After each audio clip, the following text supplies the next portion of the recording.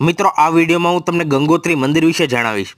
મૂળ ગંગોત્રી મંદિર નેપાળી સેનાપતિ અમરસિંહ થાપા દ્વારા બનાવવામાં આવ્યું હતું અને બાદમાં 19મી સદીમાં તેનું પુનર્નિર્માણ કરવામાં આવ્યું હતું। મંદિર દર વર્ષે દિવાળીના દિવસે બંધ રહે છે અને અક્ષય તૃતીયા પર ફરીથી ખોલવામાં આવે છે।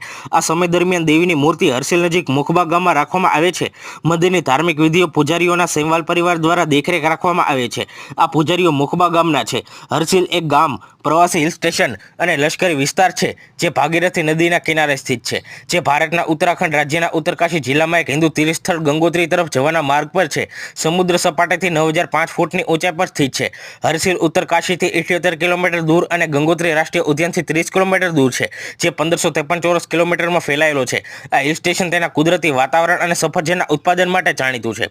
મિત્રો, તમને જ્યારે પણ સમય મળે ત્યારે એક વખત આ મંદિરની મુલાકાત જરૂર લેજો।